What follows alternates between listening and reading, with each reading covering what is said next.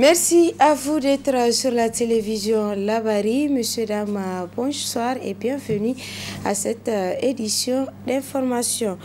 Ouverture ce jeudi à Agadez des travaux du Forum régional sur la paix, la sécurité et la cohésion sociale.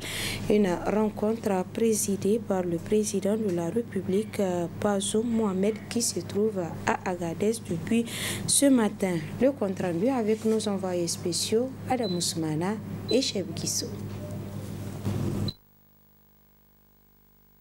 C'est avec des youyou et ovations que le président de la République a été accueilli à l'amphithéâtre de l'école de mines de l'Aïr, abritant les assises régionales du Forum pour la paix, la sécurité et la cohésion sociale. Un rendez-vous des filles et fils de l'Aïr dont le père de la nation a tenu à rehausser son éclat par sa présence.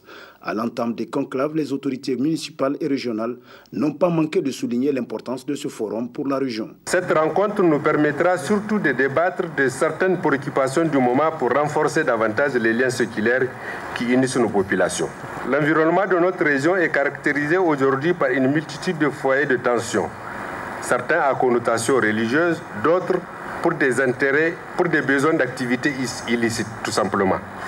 Vous aurez pendant cette rencontre, en toute liberté, en toute responsabilité et surtout en personne avertie de la situation, à vous pencher sur toutes les questions en lien avec le thème et cela sans tabou, faire l'état des lieux pour identifier, analyser et proposer des pistes de solutions en guise de recommandations qui, sans nul doute, seront suivis des faits par leur prise en compte par le président de la République, chef de l'État. En ouvrant les travaux de cette rencontre, le président de la République a fait la genèse de la situation sécuritaire dans le pays en général et à Agadez en particulier avant de saluer la population pour leurs efforts visant à sécuriser davantage leur région. Le Nord est devenu paisible, ça c'est le pouvoir de Dieu seulement qui peut expliquer ça, mais c'est à votre honneur.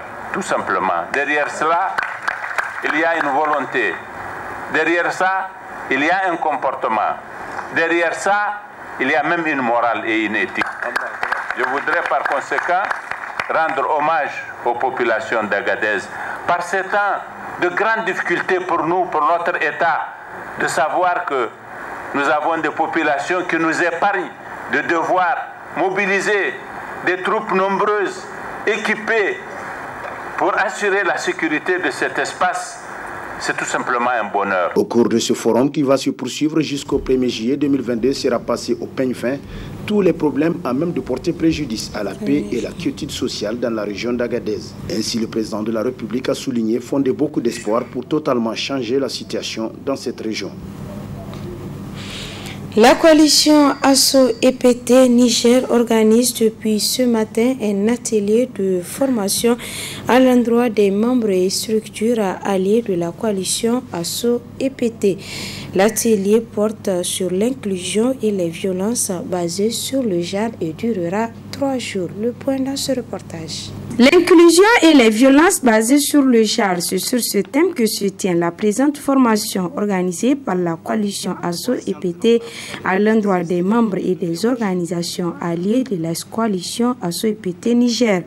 Ainsi, cette rencontre est une occasion de revenir sur la faible implication des femmes, des jeunes et des personnes en situation d'handicap dans la chaîne de prise des décisions, que ce soit au niveau familial, communautaire qu'au niveau national, dans les instances administratives et politiques. Cette faible implication est tributaire en général du fait de certaines pesanteurs socio-culturelles, mais surtout du faible niveau d'instruction de la majorité de ces groupes.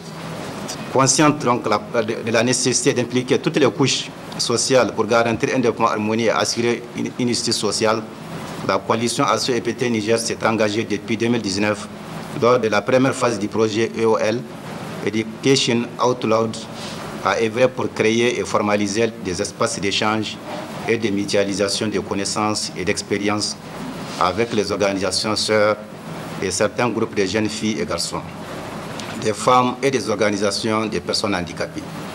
Cette initiative s'inscrit dans une perspective de promotion des droits humains et de la prise en compte des besoins des groupes discriminés dans l'offre des services sociaux de base, dont l'éducation. Cet atelier de formation qui rentre dans le cadre de renforcement de capacité des membres et structures alliées de la coalition ASSO-EPT Niger vise plusieurs objectifs, dont entre autres renforcer les capacités des membres de la coalition et les structures partenaires sur la lutte contre les violences basées sur le genre et l'inclusion. Il vise aussi à contribuer et à garantir l'équité et le droit à une éducation inclusive et de qualité pour tous, à dynamiser les cadres de concertation des acteurs en matière de lutte contre les violences basées sur le genre sous toutes ses formes.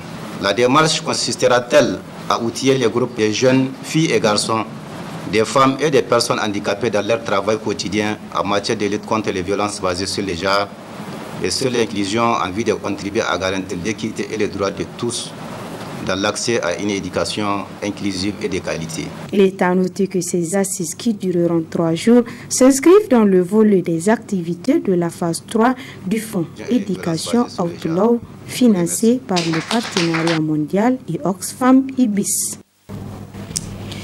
À l'occasion de ses 30 ans d'existence, Canal Plus Niger a offert un lot de cadeaux à ses abonnés. C'était ce matin à la Nigérienne de l'automobile. C'était en présence de nos reporters Asma Oseidou et Aboubakar Solé. Fidèle à ses habitudes, Canal Plus continue de faire des heureux gagnants pour ensemble fêter les 30 ans de son existence avec ses abonnés. Ce jeudi 30 juin encore, Canal Plus, en collaboration avec son partenaire de la Nigérienne de l'automobile, ont offert des cadeaux à ses abonnés. Pour être éligible, il faut remplir certaines conditions. 30 ans pour nous, c'est l'occasion de fêter aussi et de récompenser la fidélité de nos abonnés partout en Afrique et nous concernant ici au Niger. Donc dans ce cadre-là, on a un certain nombre d'offres et d'animations qui sont en cours, dont l'accessibilité du kit du décodeur à 15 500 ou à 8 500 sans la parabole, ou 30 jours offerts à la formule supérieure pour tout réabonnement à sa même formule. Je rappelle que cette offre de 30 jours expire aujourd'hui. Donc pour ceux qui veulent encore en profiter, en sortant d'ici, courez vite dans la boutique Canal la plus proche pour vous réabonner ou sur Mobile Money. Je rappelle les lots de la super promo. Donc chaque semaine, on se retrouve ici pour remettre les 7 gagnants de la semaine pour les 30 mois tout Canal. Et également un téléviseur Samsung, LG plutôt, 50 pouces. On a également 2 fois 100 000 francs offerts par Orabank, donc 2 gagnants de 100 000 francs offerts par Orabank. Et on a un séjour offert par le Noom Hotel et un déjeuner offert par le Noom Hotel. Et à la fin de cet exercice, on se retrouvera le 31 juillet, Inch'Allah, pour remettre le beau cadeau que nous avons pu acquérir grâce à la Nigérienne de l'automobile. Pour gagner, il suffit en fait d'être actif. Donc si vous êtes abonné Canal, il vous suffit de vous réabonner. Ça vous permet d'être éligible au tirage. Et si vous n'êtes pas abonné Canal, on vous souhaite la bienvenue dans la famille Canal. Il vous suffit d'acheter votre décodeur et de l'activer. Les heureux gagnants ne cachent pas leurs sentiments. Cette récompense, c'est le fruit de ma fidélité à Canal+. Je me joins à l'équipe dirigeante de Canal+ et de ses partenaires donc pour fêter les 30 ans. Je ne peux que remercier. Merci d'avoir fait de moi l'heureux gagnant et de longue vie à Canal+. Ces récipiendaires repartent avec un abonnement tout Canal de 2 ans et demi, soit 30 mois d'abonnement. Le ministère de l'Énergie et des Énergies renouvelables a organisé hier après-midi une cérémonie de décoration du chargeur de projet énergie à la Banque mondiale, représentation du Niger couplée à l'inauguration du nouveau poste de la Nigélec Niamey Nord francophonie. Le point avec Ibrahim Boubacar et Sadou Domi. Il s'était agi pour le ministère nigérien de l'énergie et des énergies renouvelables dans un sentiment de reconnaissance pour le service rendu à la patrie nigérienne de faire honneur à M. Afouda Léon Biaou, chargé du projet énergie à la Banque mondiale en fin de mission au Niger, en le levant au grade du grand chevalier de l'ordre du mérite du Niger pour son engagement aux côtés du gouvernement dans l'amélioration à l'accès à l'énergie électrique au profit des populations nigériennes. Occasion pour le secrétaire général du dit ministère de revenir sur les engagements du gouvernement dans ces cadres et les différents projets mis en œuvre grâce au concours de la Banque mondiale. Conscient du rôle moteur de l'énergie électrique dans le développement économique de notre pays, le programme de la Renaissance du Niger a prévu plusieurs projets dans le but d'accroître significativement et durablement l'approvisionnement en énergie électrique et de rehausser le taux d'accès à l'énergie électrique des populations. Dans ce cadre, plusieurs financements ont été mobilisés au cours de ces 10 dernières années auprès des partenaires techniques et financiers, avec en tête la Banque mondiale qui a apporté un concours significatif à travers 5 grands projets, à savoir le projet NENACEP, le projet NESAP, le projet WAP d'Assal Nord, le projet BEST et tout récemment le projet Haske. Il s'agit de projets structurants d'infrastructures dont les objectifs sont étendus au renforcement du secteur en général. Honoré par la marque d'estime dont il a fait l'objet, M. Afouda Léon Biaou, prenant la parole, n'a pas manqué de faire part de sa gratitude dans un message plein d'émotion. Je voudrais, à travers ces quelques mots, traduire la gratitude de la Banque mondiale et la mienne au peuple du Niger et à son Excellence, Monsieur le Président de la République, et à son gouvernement, qui ont décidé d'honorer ma modeste personne et l'institution pour laquelle je travaille. C'est avec un grand honneur et une grande émotion que j'accepte au nom de la Banque mondiale cette distinction. Je voudrais vous demander humblement d'être le porte-parole de la Banque mondiale pour dire un grand merci et toute notre reconnaissance à son Excellence, Monsieur le Président de la République. Je peux vous dire que lorsque j'ai été affecté au Niger en août 2017, je n'avais aucune appréhension. Bien au contraire, j'étais heureux de venir servir les miens, d'apporter ma contribution avec humilité au bien-être de cette population à laquelle je m'identifie entièrement. Et pour conforter l'engagement dont il a fait montre à la suite de la décoration, il a été donné au ministre d'État de procéder à l'inauguration d'un tout nouveau poste suivi d'une visite qui est assortie d'un point de presse. Il s'agit ici de faire en sorte que nous améliorons la qualité et la disponibilité du service et que nous permettions à de nouveaux usagers de s'accorder. Cela correspond à l'objectif que nous poursuivons d'améliorer l'accès du plus grand nombre de Nigériens à l'électricité. Et en même temps, le même jour, parce que pour nous c'est important et parce que la Banque mondiale est un de nos partenaires les plus importants, nous avons voulu décorer et rendre hommage à M. Léon Biaou, qui a été le spécialiste senior de l'énergie pour la Banque mondiale. Il y a en effet à rappeler que durant ces 5 années de présence au Niger, M. Afouda était un fervent artisan de la cause énergétique du Niger. Clôture hier dans la soirée du forum régional sur la prévention des conflits dans la zone de la Tapoa, forum au cours duquel une feuille de route a été élaborée à la grande satisfaction des médiateurs, du médiateur de la République du Niger, du Bénin et du Burkina Faso. Le compte rendu avec Ariette Salah et Nasser Saïdou. Après 3 jours d'intenses efforts d'analyse, de réflexion et de propositions concrètes, l'objectif assigné à ce forum régional sur la prévention des conflits dans la zone Tapoa est atteint, a déclaré le médiateur de la République du Niger, Maître Ali Sirfi Maïga. Au terme de ce forum régional, je puis vous assurer que ma fierté est grande car l'objectif est pleinement atteint. Désormais, nous avons une meilleure compréhension de la Tapoa, sa biodiversité, 80% de la biodiversité du Niger, les acteurs et différents mécanismes nationaux et internationaux de sauvegarde, ces ressources, l'équilibre communautaire, ainsi que les nouveaux défis et enjeux en matière de prévention des conflits et de préservation de la biodiversité. Une meilleure connaissance des entreprises terroristes et de leurs plans d'occupation spatiale depuis les frontières de l'Afrique jusqu'au golfe de Guinée. Et la Tapoa reste une étape déterminante dans le déroulement des plans djihadistes car elle constitue un tremplin pour aller jusqu'au golfe de Guinée. Une feuille de route a été élaborée à l'issue de ce forum comportant des recommandations et des engagements des médiateurs de 3 républiques, à savoir Bénin, Burkina Faso et Niger. Nous avons désormais notre feuille de route comportant des recommandations et des engagements des médiateurs de la République, Bénin, Burkina Faso et Niger. Entre autres, des recommandations suivantes aussi. À l'endroit des États du Bénin, du Burkina Faso et du Niger, exercer effectivement leur souveraineté sur les espaces frontaliers dans la région de la Tapua, en mutualisant les moyens et les stratégies. Organiser les états généraux sur la question de l'insécurité dans la zone frontalière de la Tapua.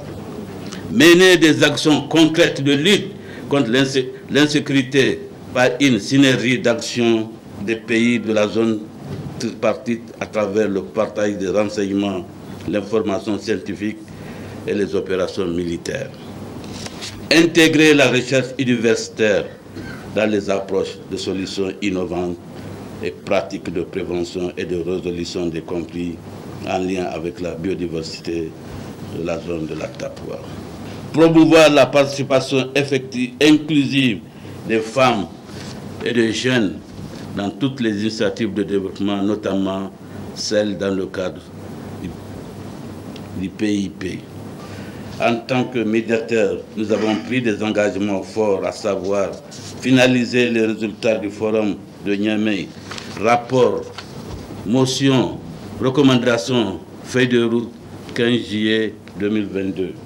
Diffuser les résultats aux destinataires, gouvernement, Assemblée nationale, CESOC des 3 pays, autorités et institutions frontalières des 3 pays, acteurs majeurs dans les territoires limitrophes des frontières, chefs traditionnels, autorités religieuses, jeunes femmes, fin juillet 2022. Il faut noter qu'un rapport complet sera présenté aux autorités politiques des 3 pays pour garantir l'effectivité de la feuille de route élaborée. Fin hier après-midi au centre de scout de Kouartagui de la formation des jeunes en secourisme au geste simple de premier secours. Cette formation de 4 jours a été organisée par le service d'aide médicale d'urgence SAMU. Le point avec Ismaël Moumoun Moussa et Aboubakar Solé. Permettre à ces jeunes de sauver des vies à travers des gestes simples, voilà pourquoi le service hospitalier chargé d'assurer les premiers soins aux victimes d'accidents et de les transporter vers un centre hospitalier a initié cette formation sur les gestes de premier secours à l'endroit des scouts. Nous avons initié cette activité il y a 8 ans, très exactement, presque jour pour jour, pour aller vers les jeunes qui sont un des piliers essentiels du pays pour les armer par rapport à la gestion des situations d'urgence qui peuvent intervenir à n'importe quel lieu, n'importe quand. Et il se trouve que nous avons une oreille attentive très très tôt, dès le début, par cette association de jeunes dont je loue ici le leadership et l'efficacité à tout point de vue. Cette session donc de formation va leur donner le rudiment des premières actions à entreprendre quand quelqu'un est en détresse. Comme je le disais tantôt, ça peut arriver à domicile, dans la rue, sur le lieu de travail et n'importe où. Et il faut retenir que les premiers gestes, c'est ceux qui déterminent le pronostic vital ou le pronostic plus tard fonctionnel de la personne victime de cet incident. Ce sont 80 jeunes qui ont bénéficié de cette formation du service d'aide médicale d'urgence SAMU, ce qui régit à plus d'un titre les scouts. Le scoutisme est une école de la vie qui offre aux jeunes une éducation par l'action.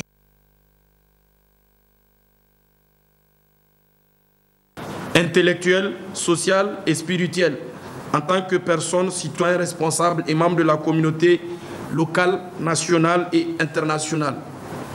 En effet, l'éducation est l'une des axes majeurs des plus hautes autorités du pays, en ce sens qu'aujourd'hui, notre association œuvre inlassablement à contribuer à l'atteinte des objectifs fixés par les pouvoirs publics. À travers toujours cette formation, l'engagement et la mission du scoutisme nigérien vient de se renforcer davantage grâce à ce partenaire qu'est le SAMU, financé par le Fonds commun. C'est le lieu pour moi d'encourager les jeunes scouts, les jeunes de la communauté, les exhorter à s'investir davantage dans les actions de la formation pour mieux connaître les premiers gestes qui sont nécessaires et qui peuvent sauver des vies humaines. 4 jours durant, ces jeunes ont bénéficié d'une formation de qualité de la part du SAMU sur les gestes de premier secours en vue de sauver des vies. Voilà, point final de cette édition. Merci à vous de l'avoir suivi et restez en compagnie des programmes de la télévision La Bari.